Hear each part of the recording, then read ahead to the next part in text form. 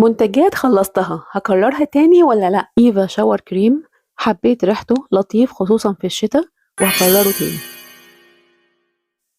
السكراب دوت من استي ليفز عادي جدا مفهوش ميزة وحجمه صغير وفيه أحسن منه فلأ مش هشتريه تاني. سيرم الشعر من كورير براند مصري خفيف ريحته حلوة حبيته جدا وهكرره تاني.